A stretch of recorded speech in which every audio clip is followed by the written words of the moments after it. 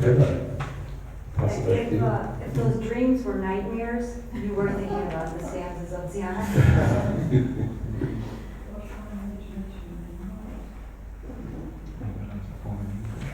All right, welcome everybody. Good morning. Good morning. So let's start with the first. Foundations.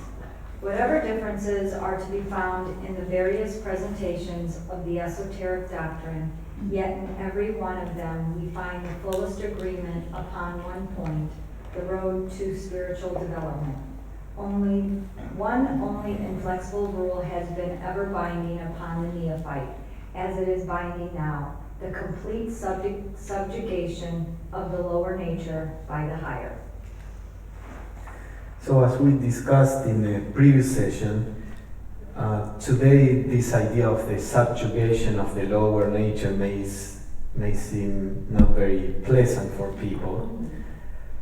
I think that is partly a cultural problem where we are raised to pamper the lower nature and to protect it and to please it and to stimulate it. I think in humanity we tend to go from one extreme to the other. We come from a culture that was repressive, that was the idea we are sinners, we cannot do anything by ourselves, and then we go to the other extreme as a reaction, and now we worship the lower nature. The problem with reactions is that they are never intelligent, they are just reactions, and they take us to an equally wrong position. So we have to find the balance between being too severe and being too lax with our lower nature. It happens also with raising the kids. One generation of parents were very harsh, and then the next generation are friends of their children instead of being parents, and that brings their own, its own problems. So we tend to do this in humanity. Now, according to Blavatsky, all serious spiritual traditions agree on the need for the higher nature to be in charge of the lower nature. And in my view also, I fully agree with this, and that's how I judge whether a tradition is spiritual or not. Regardless of the beliefs of the tradition, whether they believe in reincarnation or only one life, whether they believe in a God or an impersonal principle. To me, those are all details. What is more important is whether that tradition is feeding the lower nature or feeding the higher nature. And that is personally my problem in general with the New Age, because for the most part the New Age seems to be constantly feeding the lower nature. And the problem is that the lower nature is the source of suffering. The lower nature, when we say the lower nature, there is nothing wrong with the body, there is nothing wrong with the emotions, there is nothing wrong with the mind. The problem is to believe that this is all we are, and therefore we identify with this aspect of our nature, and we become slaves of this. In the theosophical view, the personality is always seen as a vehicle of consciousness. You have at the feet of the master, for example, this little book, the idea that the body is like a horse. So how should we deal with the body, and not only the body, also the emotions and mind? How should we deal with them? The book says we should train it with love. We should take care of it, but we should train it. I remember I was went to learn to ride a horse. There was a native person that was teaching. He loved, of course, nature and horses. And then I was riding it, and then we were walking on a road of pavement, and the horse went to the side where there was grass. And I let him go there. And so he said, no, bring it to the road. And I said, well, maybe his feet hurts or something like that. And he said, that is the totally wrong attitude to have. If you let the horse do whatever he wants, you will become a prisoner of the horse. They are very intelligent, and he will start doing whatever he wants. And what you have to do, you are the master here, and you are the one that has to tell the horse where it has to go. And he said all that very lovingly. So there is no contradiction between having love and yet disciplining. Same with pets. You know, we can train a pet with love and yet be, you know, really train the pet, or we can let the pet do whatever he wants, which is a different style. Is fine at the level of the pets, but with us, when we let our body, our emotions, our mind do whatever they want, then we become slaves, and that is the problem. So what HPV is talking about here is the need for the higher consciousness to be the master of the lower consciousness, not with aggression, not with harshness, with love, but also in a firm way. I wonder if there's any consistency or correlation in how we do deal with our pets and how we do deal with our children or things of that nature. How we deal with us. And then how we deal with ourselves. That's a question to ponder. The man must have control of his physical, astral, and mental bodies. All these must be servants of the higher ego. To gain that mastery would mean a very great deal of work for the ordinary person, and many people would say, I cannot do that. It is no use talking about it. It is altogether too high an ideal to set before them all at once. But it ought not to be serious to demand to make upon those who have been meditating and thinking on these matters for many years. Truly, it is not easy to tread down one by one all sort of passions and desires, to curb the astral and mental bodies. These things are hard, but they are splendidly well worth doing, and the result attained thereby is quite out of all proportion to even the great efforts required. Levier. It is said that the Buddha said that conquering the self is harder than conquering 1,000 men in 1,000 battles. And if you take that literally, you know how hard it is. Well, probably you don't know, but we imagine how hard it is to be in a battle, and yet to conquer ourselves is far harder. And you have that. There are great people who were to the wars. They are great war heroes. They have a lot of courage, and then they don't have enough courage to deal with their problems at home or with themselves, or to deal with life. Dealing with oneself is the hardest possible task, and this is why in humanity we are still not too different from what we were thousands of years ago. Yes, the rules of society restrain us from doing certain things, but I don't know that we are less selfish or less violent or less anything. Because it is a hard task, there is no doubt about it.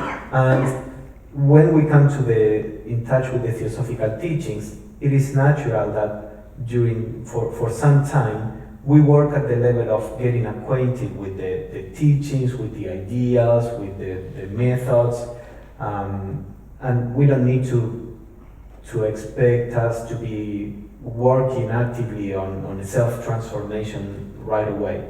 But in time, that should be the direction in which we want to move. So that little by little we can start applying some of these teachings.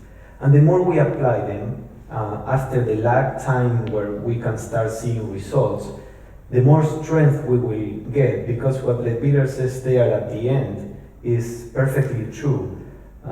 It may be hard to fight some tendency in ourselves, but when you transcend that tendency, the freedom that comes after transcending the tendency is well worth all the effort. We don't realize sometimes that when we are a slave of a particular tendency, how much suffering that brings us. And of course, trying to work with that tendency may be hard and frustrating and difficult, But once we transcend that tendency, the result is, just as he says, is quite out of proportion with the efforts that we had to make. Now you can see that only after you finish the process. When you are in the middle of the process, it is really hard, and it's natural. We don't need to lie to ourselves about it. And some tendencies may have been developed for many lifetimes, so it may take, a good amount of effort to deal with them. Some others may be easier, but it is always worth doing and worth trying. And as we said, even if we don't succeed at the moment, we are succeeding from a deeper level. This is like physics. There is no way in the world of physics that you will apply a force and that force is not going to have a result. In spirituality, it's exactly the same. There is no way that the slightest of efforts in fighting something, and I say fighting in quotation marks, is not going to produce a result. Now, the results, as we said, they begin on the inner planes, and until they manifest on the physical plane, it takes some time, because they begin to reorganize our mental and emotional bodies. So we need many times the faith, the confidence to go through this. It comes by studying all these things and seeing that they seem rational and that it makes sense, and that intellectual certainty may hold us until we start seeing the results. And one of the things we have to remember, going back to the horse analogy, is we don't get to choose what kind of horse we get to ride. So we may have a nice docile, nice calm horse that we just give a little tug of the reins and it goes where we want it to. Or we may be given, this bucking bronco that's going to take some time to get going. And then I always say sometimes we're given three-legged horses and we're really limited in what we can do in for that particular ride or that particular lifetime. Yes, that's important. We need to realize that when a person gets to a certain degree of maturity, where that soul is not just living, but is in the process of beginning to take life as a training ground, then the rules change. Then that soul takes on challenges that may be harder than many other people around, that our souls are still you don't give certain responsibilities to a child, not because the child is not worth it, not because the child is less important as a human being, just because out of wisdom you recognize the child has to go through certain experiences before it can handle certain things. To a teenager you give a little more responsibilities, to an adult you give more, and it's something natural. Life does the same with the souls. We are souls at different ages. This doesn't imply any discrimination. So it is because we don't have kindness in our hearts that we are so sensitive to the idea of any difference. We use differences to control. We use difference to exclude. We use differences to ideas of differences to bully others. But the truth is that in the universe, there are differences all over the place. So if we can develop love in our heart, we learn how to deal with the differences without using those differences in a selfish way or in an aggressive way. So there are souls at different levels of growth, because the evolution starts from different points. Those souls who are still not strong enough, they are normally not given too many difficulties simply because the soul cannot take it. But if the soul begins to be more mature and able to deal with more challenges, those will be given. So it is those souls that are mature that many times are given this difficult horse. If you judge yourself by how docile the horse is, then you are making a mistake. Docile horses are pleasant, but also they have very little potentiality. The hard horses are far harder to train, but they have far more potentialities. So you were given a personality that, from a certain point of view, has nothing to do with you, in the sense that your value has nothing to do with how the personality is. The personality is in a particular way because you need to learn certain things through that personality. So whatever the personality is, your duty is to see how much you can improve it, how much you can train it. The personality is not you. So if we understand this deeply, then we can work with the personality with freedom. You know, you can recognize, well, this personality tends to be lazy, angry, sad. That's the horse that you were given. What am I going to do with this? How can I work with this? No guilt, no sense of frustration, no lack of self-confidence. The lack of self-confidence comes from the wrong identification with the personality. So this is a very important part of the study.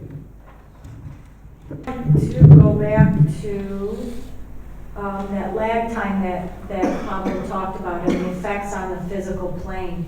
We forget that the physical, and he mentioned it, but I want to be sure to point out that it's the physical plane that's the last to see the effects. So we're waiting, that lag time is from the energies on the inner planes reaching that critical mass until it can show the effects on the physical plane. So we think, I do this action, you know, I pull the reins to the right, I want the horse to move to the right. But the horse isn't going to move to the right until he understands that that means move to the right. So it's going to take some time to be able to do that.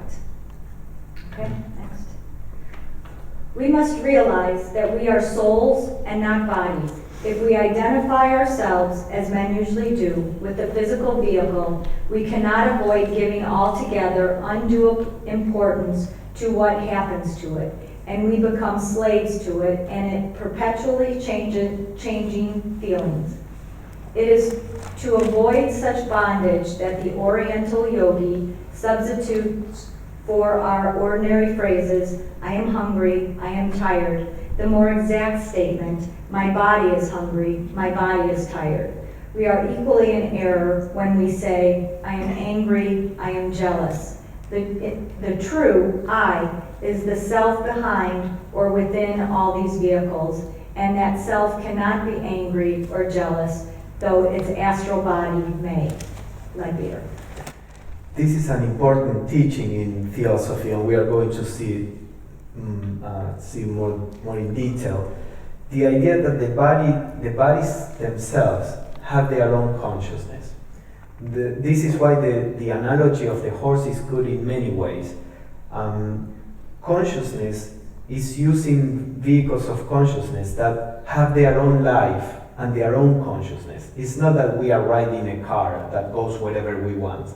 We are riding a horse that has its own desires and idiosyncrasies and tendencies and weaknesses and strengths.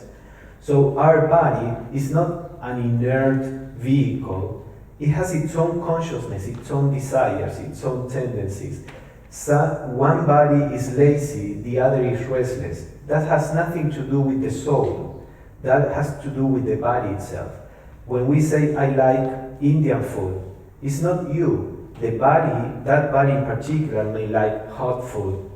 Another body may like, cold weather. Another body may like this kind of comfort. It's the body. The body has an elemental consciousness that has its own desires. The human tragedy is the identification with the elemental consciousness.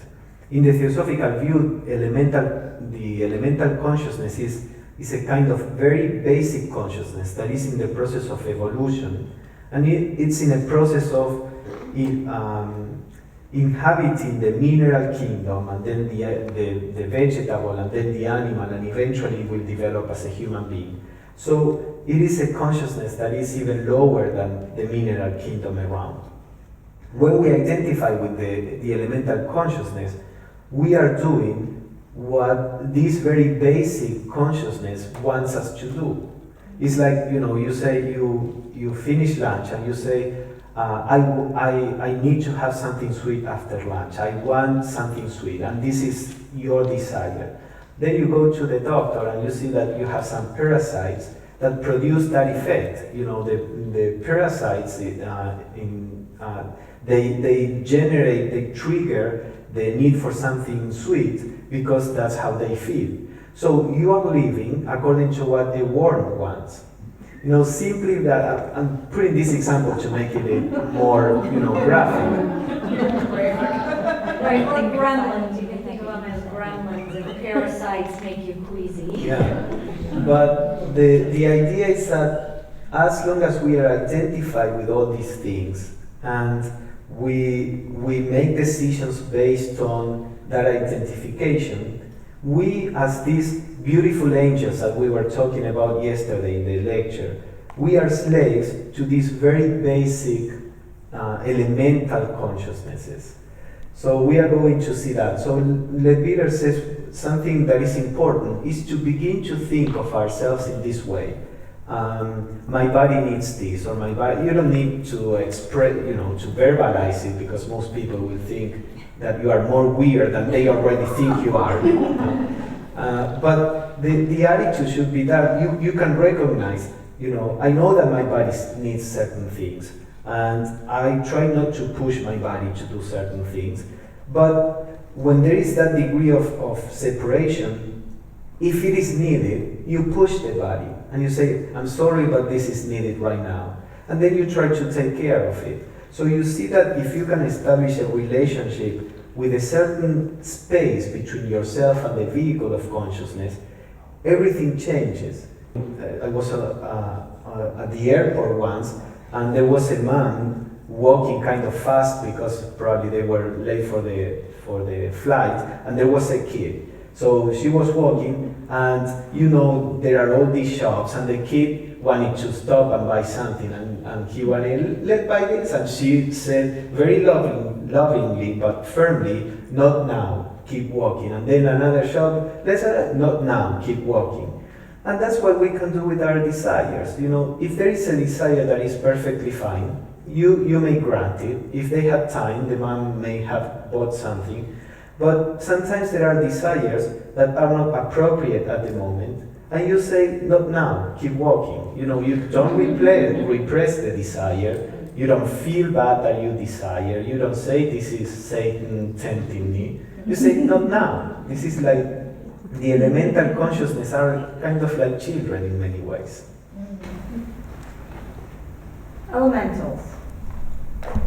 This personal self is composed of a great many selves or eyes, of which each one has his peculiar claims, and whose demands grow in proportion as we attempt to satisfy them.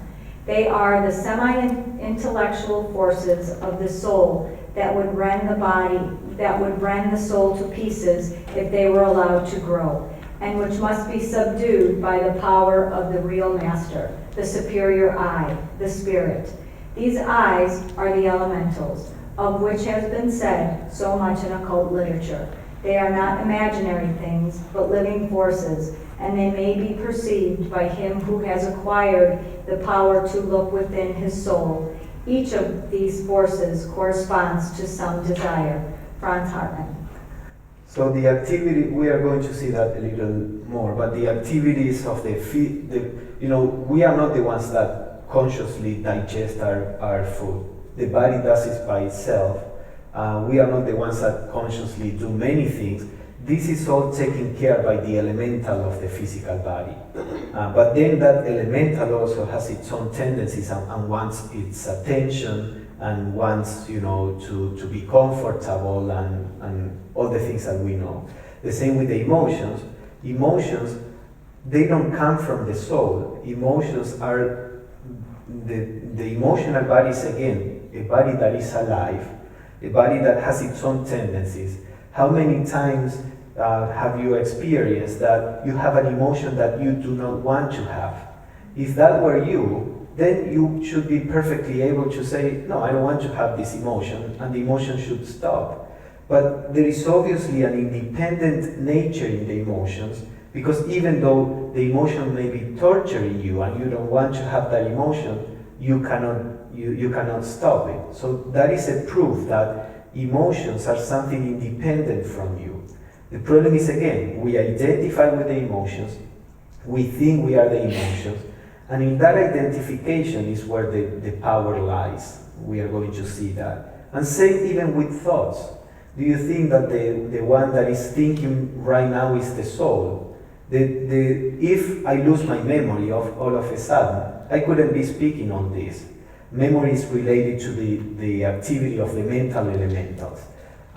If somebody would change the matter of my mental body, I couldn't be saying all these things. One thing is the soul with its own spiritual level, and another thing are the vehicles of consciousness that the soul uses to express itself. A kid that is born with mental deficiencies, there is nothing wrong with the soul. The problem is that the structure of either the mental body or the physical body is not in the right way, so that the soul can communicate thoughts through him. So it's just in the vehicle of consciousness. So we have to begin to recognize all that. And the better the vehicles of consciousness, the more responsive they can be to the soul. And that's what we as a soul have to do, to bring the vehicles of consciousness to the best possible shape so that they can respond to the soul. But the soul is always different from the vehicles of consciousness. And even if suddenly the vehicles of consciousness stop working, you can see this, with people who have Alzheimer's or things like that. The soul is not really affected. All that was affected is the communication, the mechanism that allows the soul to communicate. These elementals live in the soul realm of man as long as he lives, and grow strong and fat, for they live on his life principle and are fed by the substance of his thoughts. They are only destroyed by the power of the spiritual will of man, which annihilates them as the light annihilates darkness. Only those who have awakened to spiritual consciousness can have that spiritual will, of which the non-regenerated know nothing. So these elementals, they have a will of their own.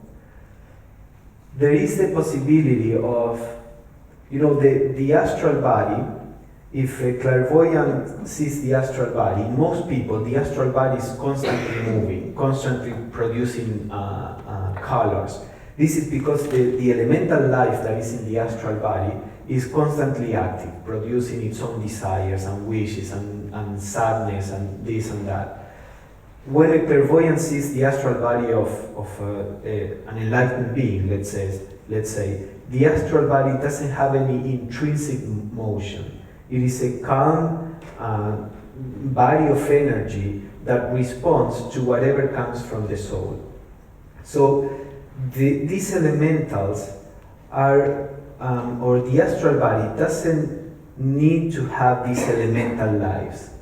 The elemental lives are trying to evolve through our astral body or physical body or mental body, but as consciousness, as the soul gains more and more mastery on the personality, the elemental lives leave the personality, and then you have just the body as a vehicle of consciousness, not as the starter of independent activities.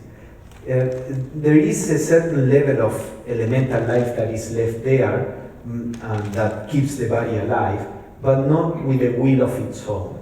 And that is perfectly fine. I mean, the elementals are an evolution that are trying to become denser and denser. They are on the arc of evolution where they have to come from a purely spiritual existence into a more material existence.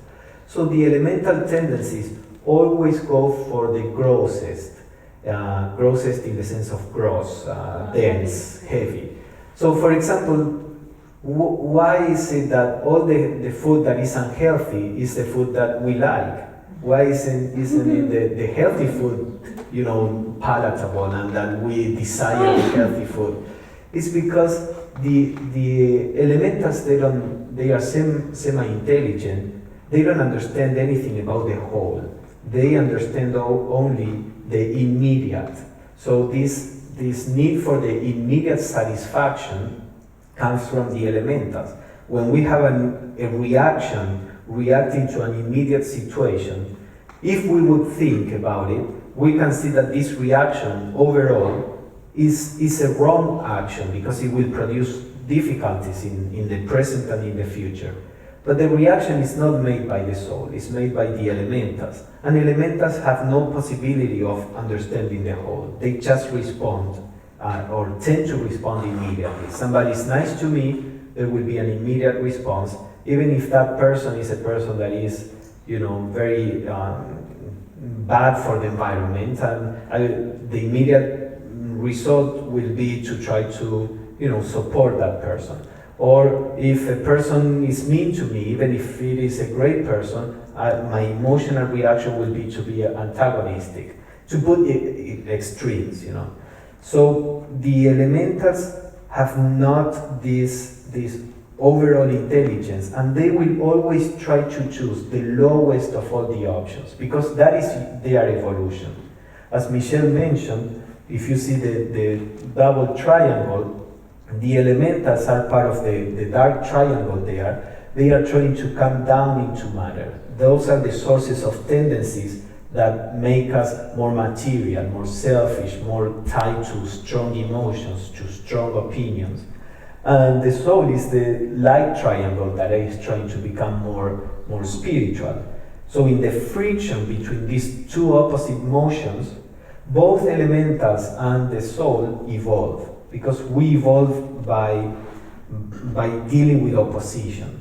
If we want to develop a muscle, you have to put an opposition to the motion, so that by defeating the opposition, you develop the muscle. So same with evolution. Evolution goes by facing opposition and pulling the inner resources to go on. So these elementals will always tend to the lowest possible action, not because they are bad. The simplest, the easiest. They don't think about, oh, this person is nice to me, but he has an alternative agenda. It just goes to the easiest or the quickest route. It won't take time to evaluate and think. That has to come from a higher faculty. And it comes from a higher faculty once we realize that there is a difference. There is a difference between our real self and the personality and the thoughts and the emotions and the sensations that we feel. And once that happens, we can use our awareness to be aware and just watch. And not try to watch in times of great stress or distress or something like that, but watch in simple times. I noticed when we were driving from Chicago to California, our van was filled with Chicago salt on the outside, so it was filthy. And I just kept thinking the whole way there, our van is so dirty, I have to get it washed. And all I could see was clean cars. I swear, every clean car, every car that passed me was clean. And we finally got to Denver about halfway, and I found a car wash, and I washed the van. And it was so shiny and clean, I was so happy. Like, does it matter what my van looks like when I'm driving down the road? But I noticed that those elementals were happy. And since we had time, I said, that's okay, we'll feed you. And then we got on the road, and it was like instantaneous. The first car I saw, I was like, oh my gosh, that car's so dirty. I should just drive right in here and get clean. And then that's all I saw was dirty cars. And I was kind of relaxed because I was just driving, that's all I had to worry about. And so I noticed that shift. I noticed the elementals, I noticed the shift, I noticed what my mind was doing. And I got a chuckle out of it. And Pablo used to say, play with it, enjoy it. And I used to think, what is he talking about? Play? Enjoy? yeah, these elementals are driving me crazy. But you get to a point where that awareness comes in, and it is more of a playful time. And then what happens is that once that awareness kicks in, and that lag time or that critical mass is felt, then you have that mastery over those elementals, and you realize, and you can say, come on honey, not now, instead of, let's go. Yes, in the second part we will talk a little more about how to, no, with that, about how to deal with this. But that is the idea. With awareness, we begin to generate this space between ourselves and the reactions of the elementals. Thought forms. Every thought of man becomes an active entity by associating itself with an elemental, one of the semi-intelligent forces of the kingdoms. It survives as an active intelligence for a longer or shorter period, proportionate with the original intensity which generated it. Thus, a good thought is perpetuated as an active, beneficent power, an evil one as a maleficent demon. And so man is continually peopling his current in space with a world of his own, crowded with the offsprings of his fancies, desires, impulses, and passions, a current which reacts upon any sensitive or nervous organization which comes in contact with it in proportion to its dynamic intensity. Mahatma K.H. So we are generating an atmosphere around us with the activity of our consciousness and of all the elementals. Whatever we think, we produce, we give birth on the inner planes to a little entity. And that entity will become good, beneficent or a maleficent force, symbolically speaking. In all religions, you have this idea of the demon, like the demon and the angel on your shoulders, or the demons tempting you. There's nothing evil in this elemental consciousness. It's just their natural way. They are in a process of, the elementals are happy when they feel. So they will try to stimulate strong emotions, to stimulate strong thoughts or sensations. For them, what we call anger is just energy for them. That energy is negative in our organization because of the kind of actions that pushes us to do. But for the elemental, it's just energy. It's not the elementals are good or bad. But the result of those activities in the human consciousness may be negative or positive. So it is important to realize that we are constantly emanating what we are, as we said, and we are surrounding ourselves with these elementals and energies, and they become the filter through which we perceive the world and also through which we act on the world. You see how we are conditioned by what happened in our childhood. A person that didn't feel safe when a child, now maybe 30, 40, 50 years after the experience, and still that person will tend to see the world as a dangerous place, will interpret people's reaction as with the idea that these people are coming after him or her. And you say, how can something that happened when that person was a child, or in our case, how can that be still alive in the adult that has nothing to do in the situation, in the body, in the development with the child? This is because a certain set of elementals were absorbed, and that we have not worked to shake those elementals out. Because how we perceive things, we perceive them through the elementals. So this work is a work of cleaning our atmosphere, so that we can begin to perceive the world in a more objective way, and we can act in a better way. And thought forms are very curious. If we had a situation one night that my nephew was having some trouble, and Pablo and I were talking about how to help him. And then we just went to sleep, and my son was in the room sleeping next to us. And He wasn't there when we were talking about the nephew or anything. No, and he woke up, and we were talking with my mom about it and my sister, so we were doing a lot of discussing it, and he had never heard us talking about it, and he woke up the next morning and he said, Mom, I had this weird dream, and it was about Tyler, and he described this whole situation that was exactly the situation we were talking about. What was interesting though too was that it was colored by his world. It had, I think, his own elements. Yeah, his own elements. Jake's an athlete, so it was like on an athletic field that the same situation was occurring. So these thought forms are really powerful, or they're out there all the time, and that's good to understand, because a lot of times some of the anxiety or fear we may be feeling are from thought forms that are not even associated with us. Mm-hmm. There's a movie, and I forget, Branded?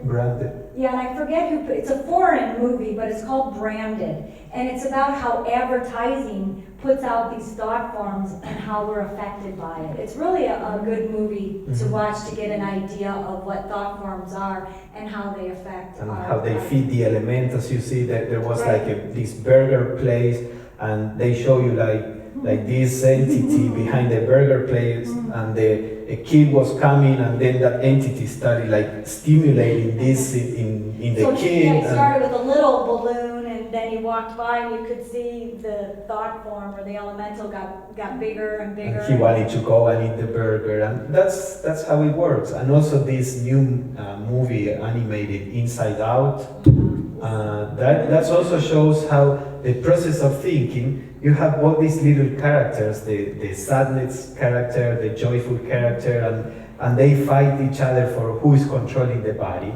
And that is actually quite true. The problem is that the soul is the one that should be controlling the body, none of these characters. And since we're talking about movies, this is probably your teenagers watch this, is Hellboy. It was a movie a while ago, but it was a movie that we watched that really showed about these elemental forces in nature. They were nature forces, and the evil guy had used these nature forces and put them out, and then the forces just did what they do. They grow. But as they grew, they took over, and so they were looked at as a maleficent force, but really they were just doing what they do. They just grow. So that was spiritual will. Will is the offspring of the divine, the God in man. Desire, the motive power of the animal life. Most of men live in and by desire, mistaking it for will. But he who would achieve must separate will from desire and make his will the ruler. For desire is unstable and ever-changing, while will is steady and constant. Both will and desire are absolute creators, forming the man himself and his surroundings. But will creates intelligently, desire blindly and unconsciously. His task is twofold: to awaken the will, to strengthen it by use and conquest, to make it absolute ruler within his body, and parallel with this, to purify desire. H.P. Blavatsky. In the previous quote, Franz Hartmann, who was an early member of the society and associate of HPB, said that it is the spiritual will that will, he was using he was a German and using a kind of strong language, the spiritual will annihilate the elementals. Now, it is important to understand what the spiritual will is. Today we would put it in a different way, and we would say that when there is an emotional reaction, if you can enter into this state of deep awareness, you open the door for the spiritual will to act, and the very state of awareness will dissolve the reaction. There is a difference between will and desire. Most of us think that will, or what we call will, is just another desire. It's a desire that we agree on, and we call desire to the ones that we don't agree on. So if we are working at fighting one desire with another desire, that generates inner conflict. The spiritual will is not a bullying force. It's not a force that is destructive or that tries to impose itself or tries to repress. The spiritual will is a very powerful but gentle force. As Blavatsky says there, most of us don't know what the spiritual will is. So the first task is to awaken the spiritual will. This spiritual will is not even awakened in most of us.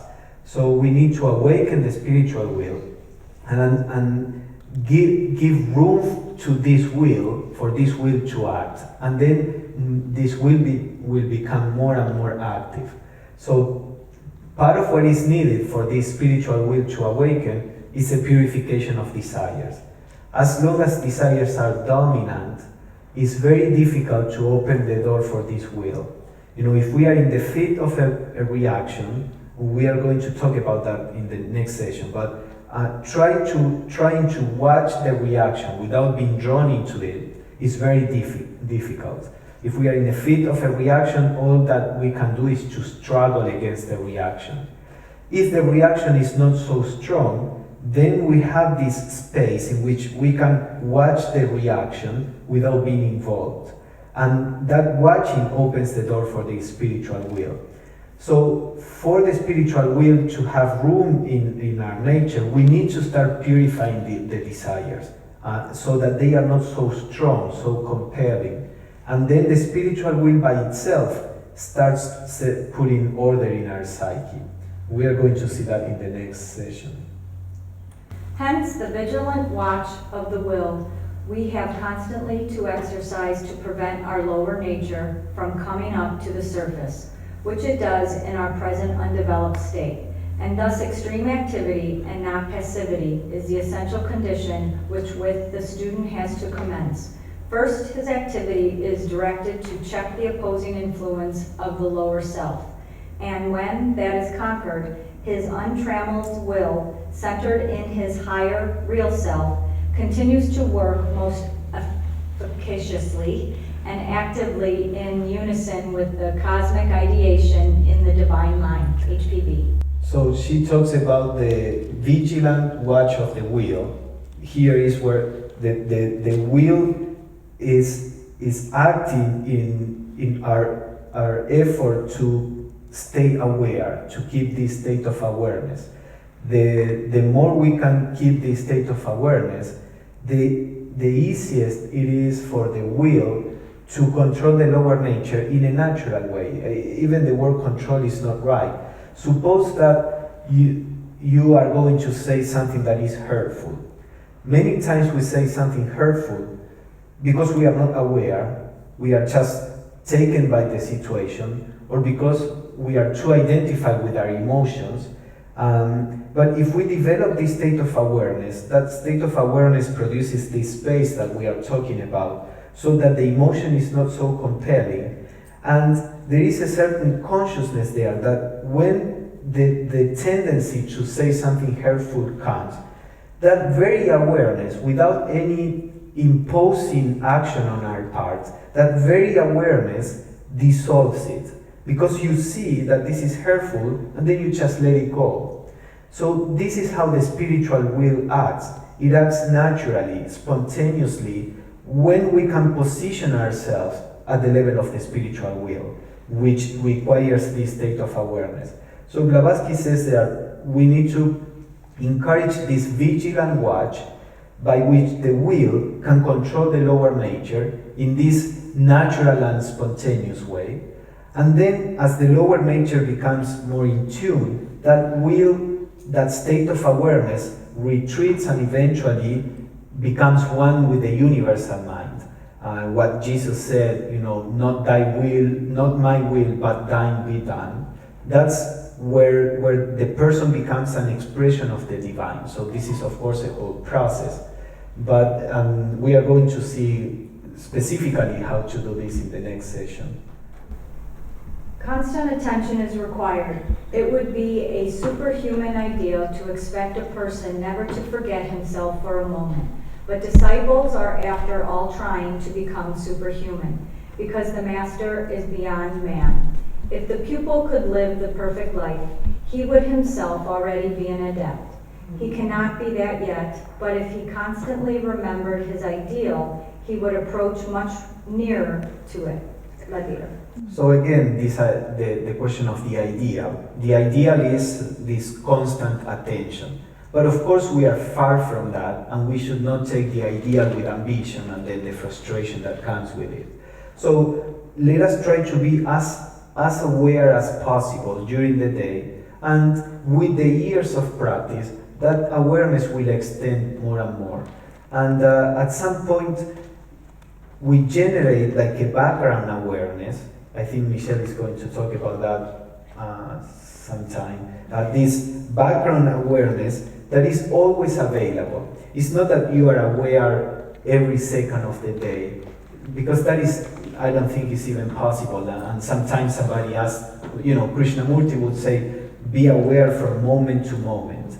And sometimes people would ask him, how can we be aware 24/7, and he said that would be a dreadful thing to do. That's part of the ambitious mind that wants to be. So he said, just be aware to the moment and be aware the next moment, and don't think in terms of, trying to accomplish something. Just be aware of each moment whenever you can.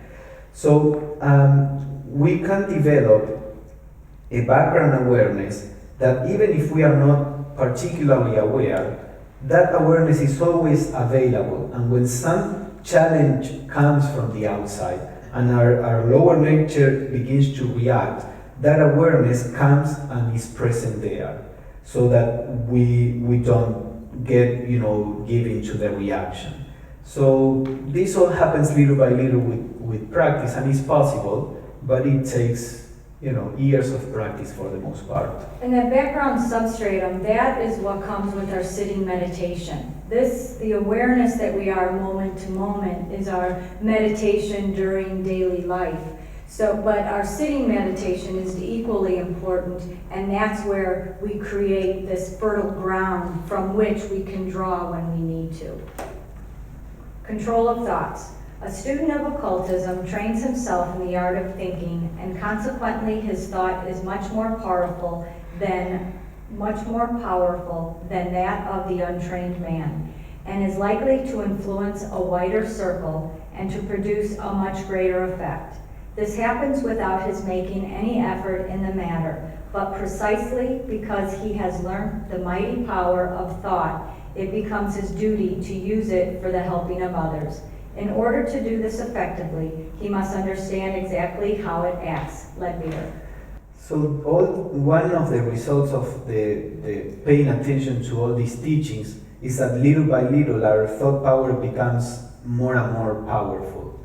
And whether we know it or not, whether we are trying or not, our thoughts, because they become more clear, they become more definite, they become more powerful. So it is part of our responsibility to learn to control the thoughts.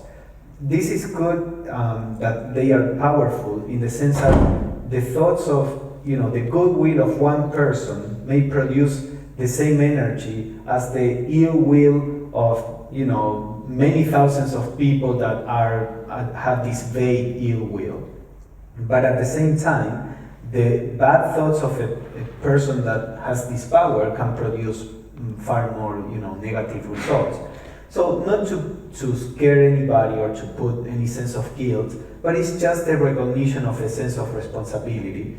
And as we go through this study and this work, we should make sure that we are also trying to learn how to control our thoughts, so that we can grow on parallel lines. And as our thought becomes more powerful, also our ability to control them becomes also more powerful. So we grow in a balanced way.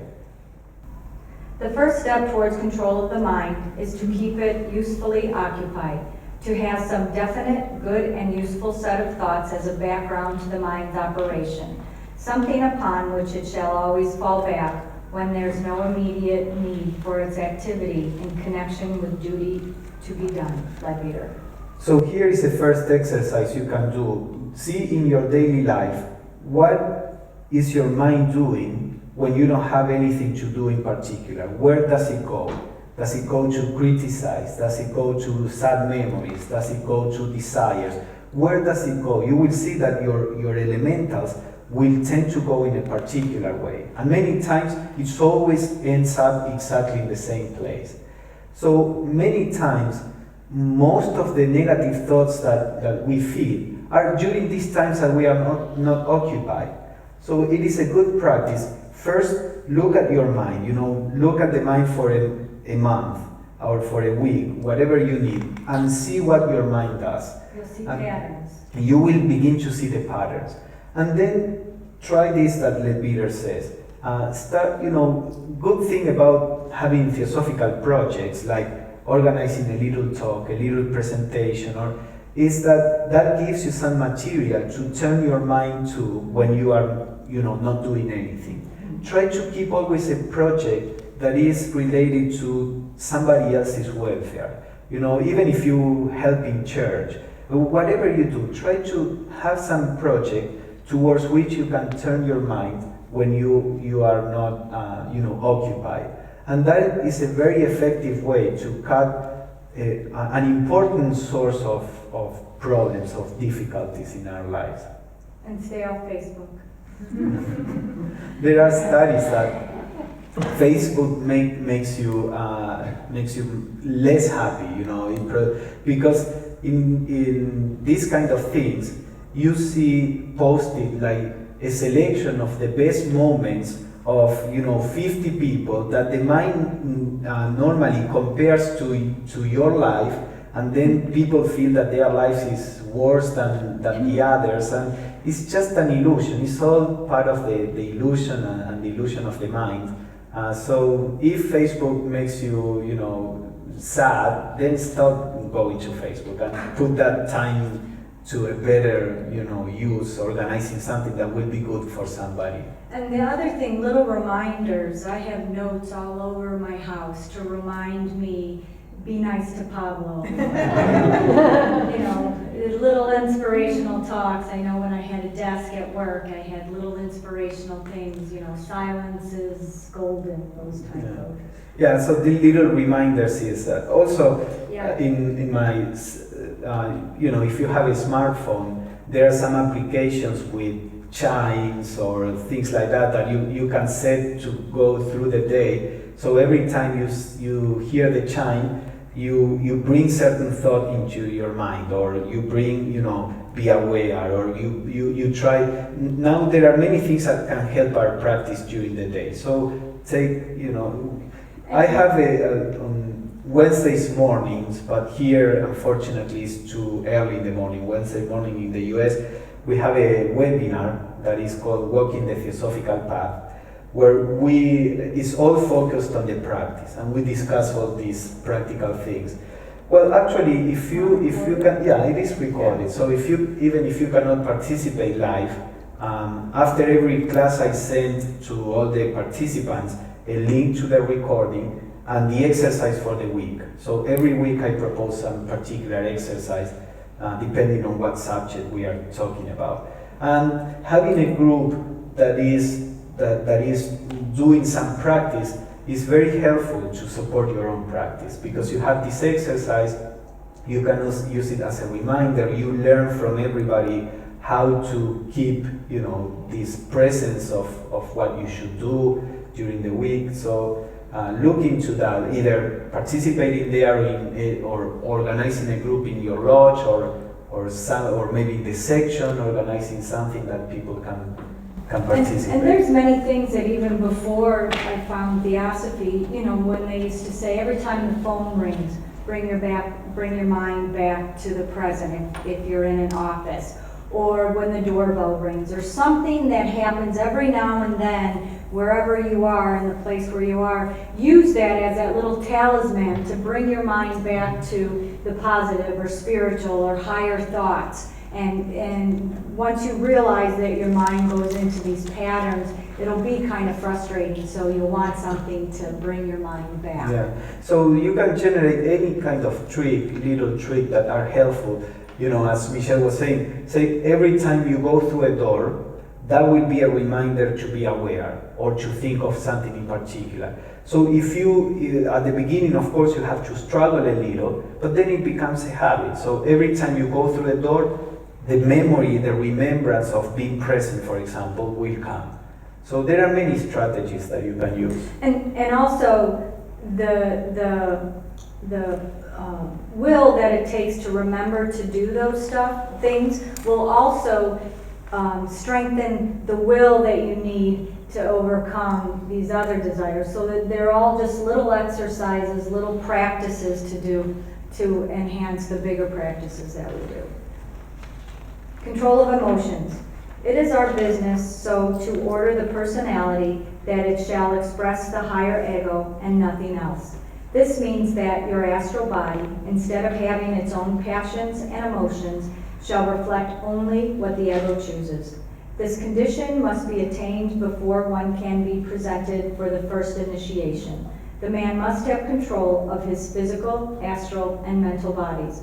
All of these must be servants of the ego. Leader. So again, I mentioned briefly the word ego in theosophy is used in a different way from psychology. This was written before modern psychology was born. And the word ego comes, or ego comes from the Greek, and it means I-ness, simply that. So in theosophy, there are three levels of this I-ness. There is the spiritual ego, which is this spiritual sense, I am the whole. And that sense of I-ness is based, or it has its seat in what we call buddhi in theosophy, B-U-D-D-H-I, which is the source of spiritual wisdom. So when the sense of I-ness of a person is working at the buddhic level, it is called the spiritual ego. Then there is a pure sense of being that is a manasic sense of being at the level of the higher mind. And then there is the lower ego or the lower ego, that this is more what psychology normally talks about. When psychology says ego, it is the personal ego, the lower ego.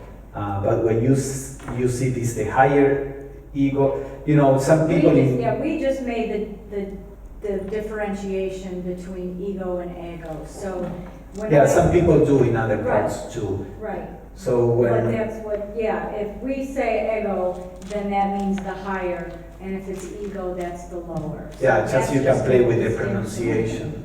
Mm-hmm. Okay, there's a question there. Do you want to finish? I want to go to the last one. Control of body. There is a semi-conscious entity in each body. This entity is called the body elemental.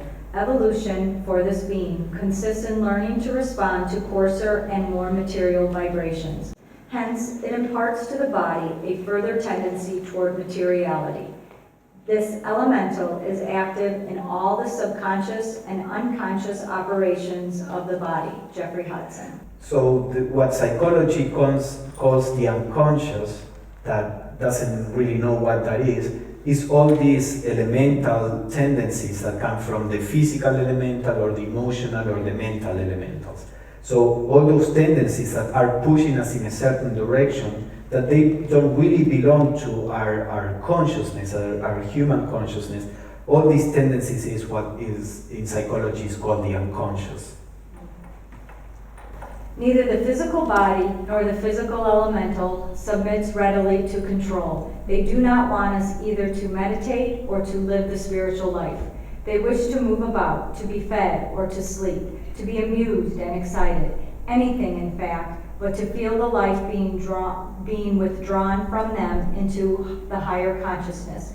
If we are to succeed in our quest, however, we must obtain their allegiance and cooperation. We put too much consciousness into it. We think of ourselves as our bodies. Every time we do this, we increase their power of resistance. Every time we think of ourselves as spirit, we withdraw consciousness from them and therefore weaken their power of resistance. Jeffrey Hudson. I think I just thought a good way to realize how these elementals work is to watch a teenager in action. If you watch a male teenager, a boy teenager, you'll see how impulsive his actions are, just like he doesn't have there's no connection between the thought process and the action. And it seems like these elementals are just taking control. If you watch, and I have two boys and a girl, so if you watch a girl teenager, you'll see if she's a talker, she'll everything she feels, everything she thinks, everything she, she senses, she'll say it out loud, and you can see it's just these elementals that are just kind of running what she does, and there's no control, no poise, no getting back to that self. So that was a good way for, actually, when they were teenagers, that's really where I got the idea of these mental and emotional and physical elementals. An important point here, a very important point, is that from a certain point of view, the elementals are kind of a parasite because they feed from us. They have their own energy, but in their process of evolution, if they can attract some of our mental awareness, manasic awareness, that makes them evolve a lot. So what they want is that they want to draw our attention and to produce this identification. And whenever you identify with a particular elemental activity, it's like if you are plugging the computer in the outlet. So the computer has its own battery and an X amount of energy. But the identification is constantly plugging that in, so you are feeding the elemental. When you start trying to lead a spiritual life, what you are doing is retreating your consciousness from the realm of the elemental. And they really react to that, because instinctively, it's not that they have a mind, but it's just, a kind of instinct. Instinctively, they feel the life being drawn from them. And then this is why what we said in meditation, they will try to either distract you, to bring you back to the body, but they can be trained as animals can be trained. But it is the identification, the idea, I am this, that feeds the elementals. The main point of our practice is to break that identification. And then little by little, the elementals will lose the energy, and then they will be far more malleable. So yeah, we can stop here. Of course, it's a huge subject, but right. Let's see. Yeah. We have a question over there. Okay. Thanks. I've never been really comfortable with talk of elemental, so I just wanted to run something by you.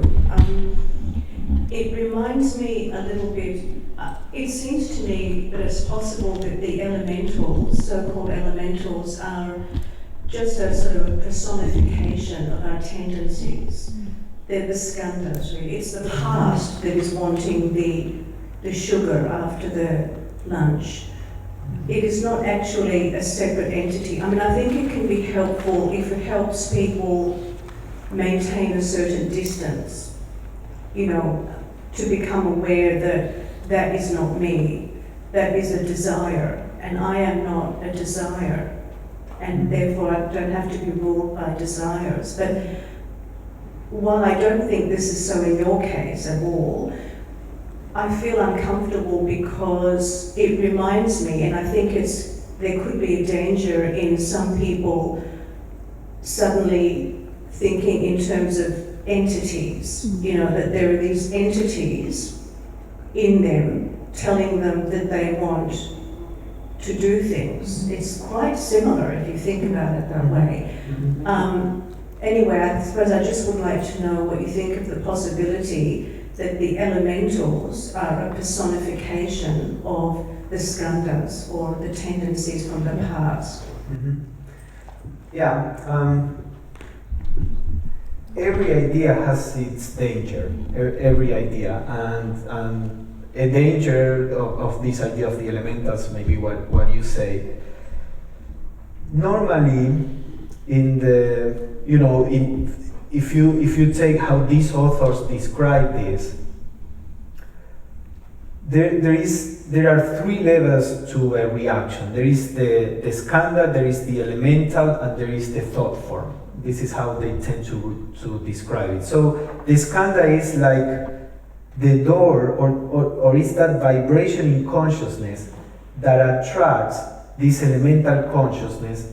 The elemental consciousness, so the skandha would be the seed, the elemental consciousness is like the soul, and the thought forms and emotion forms that are produced is like the body.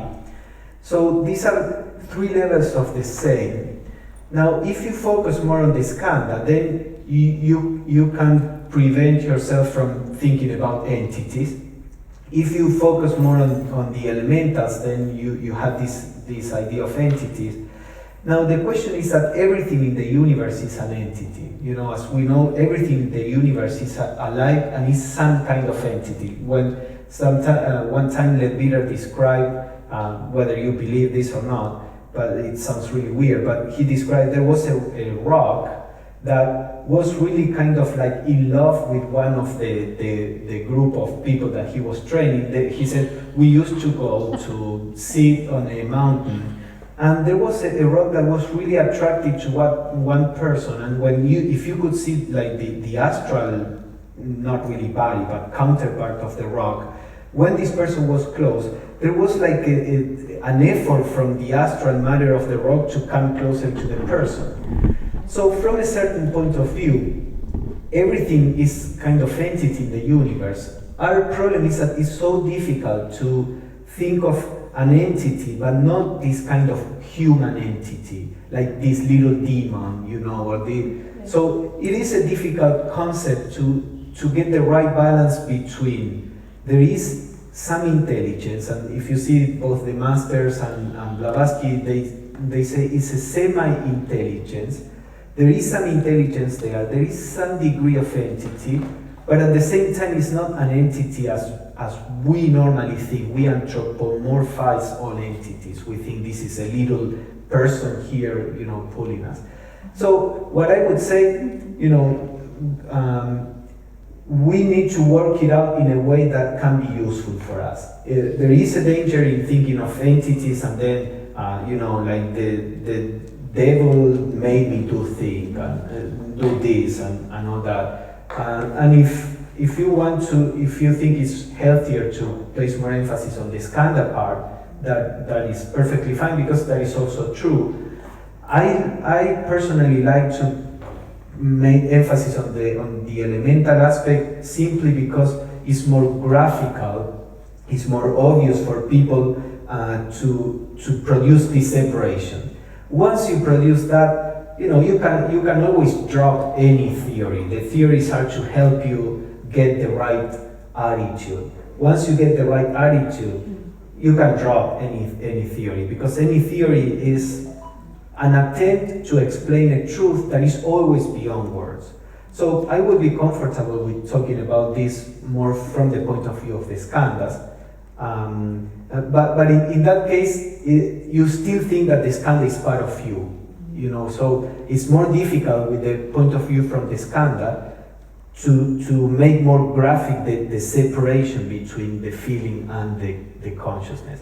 But it's good to keep in mind all the different aspects, and serious theosophical study, especially in groups where you have time, should always involve looking at the same thing from different points of view, so that they balance each other. That's what I was going to say. That's a really good point to bring up, your point of view of it, because I know in the beginning I need concrete in my beginning studies. I need concrete examples. My mind cannot go into these abstract things and then figure out how to work with it. So it's like a process, like Pablo said. We start with the concrete. We understand that it's just an example, it's just an idea, it's not the real thing or what it really is, and then we can move to more abstract ideas, or more ideas of these are not real things. Mm-hmm. Yeah, I would say they are real, but not quite in the way that we interpret it at the level of concepts. Right, not personified. Mm-hmm. Not personified. Because we did that. Yeah. We do that with God. We can all get past. Most of us can get past the idea that God is not a person. We can depersonify it. But in the beginning, or when we first started studying, it helps us to bring that abstract concept into conception. Okay. Yeah. We one more because we are past our time. I'll try to be quick. Yeah. Thank you, Pedro. I do like the way your mind works, and thank you for the diagnosis. I want to offer something that Blavatsky has many times offered to us, and that I'll quote from The Secret Doctrine, which I have the abridged version on page 146. Yes, your destiny is written in the stars. And also from The Secret Doctrine, the Adyar edition, 1938, page 386. The descent and reascent of the monad or soul cannot be disconnected from the zodiac. I would offer that for all of this, what? from the zodiac. I offer that this whole subject is dealt with there.